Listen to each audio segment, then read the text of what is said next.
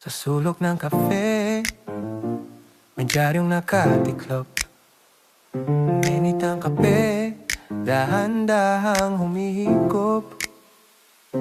Rhodes piano humahaplos sa tahimik na umaga. Kape at balita, kwento ng bansa.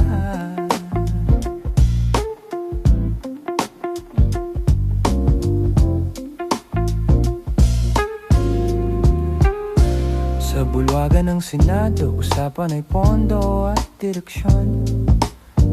May mga panukala tungkol sa digital governance at transparency.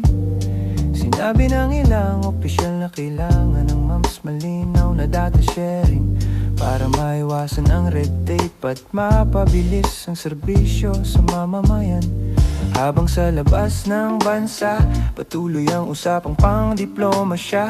Mga pagpupulong sa rehiyon tungkol sa seguridad at kalakalan. Hindi man headline ang bawat detalye, pero ang layunin mas matatag na ugnayan sa kapitbahay. Dahil ang bawat kasunduan may epekto sa trabaho at presyo. Sa bawat pirma, may pangakong mas maayos na bukas. Kape at balita, tahimik lang ang mundo. Walang sigaw, dahan-dahang buo. Sa pagitan ng pahina at usok ng tasa, ang bansa'y gumagalaw kahit mabagal ang pasa.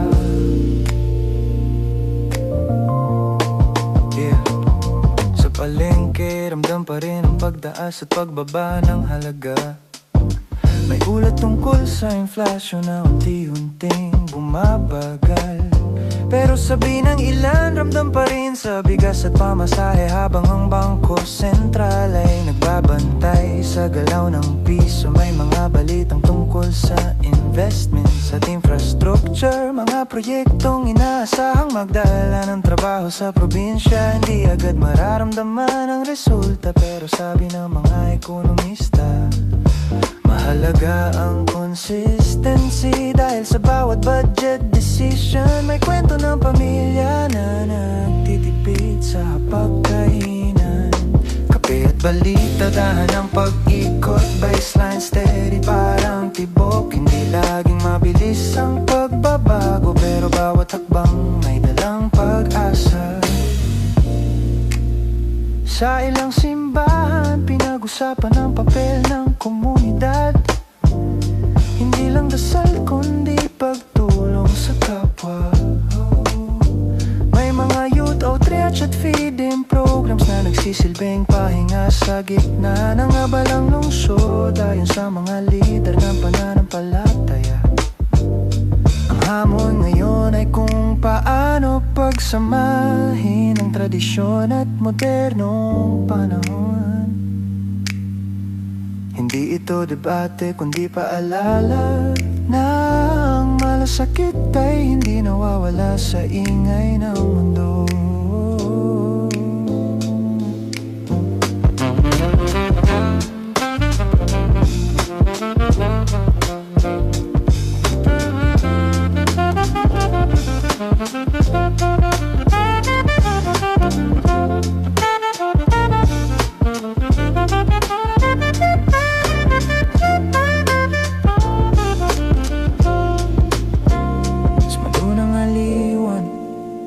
Bagong pelikulang pinag-uusapan, mga artista nagbabalik sa indie projects at music collaborations. May mga konserto at streaming releases na dahan-dahang umaabot sa masa. Hindi lang ingay ng spotlight kundi pag-eksperimento sa bagong tunog at kwento. Sa pagitan ng eksena at kamera, may mga artista naghahanap ng mas malalim na connection sa audience.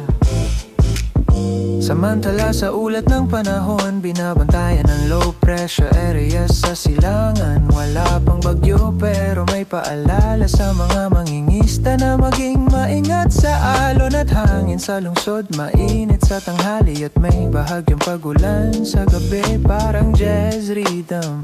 Hindi pare-pareho pero laging may dalang pagbabago.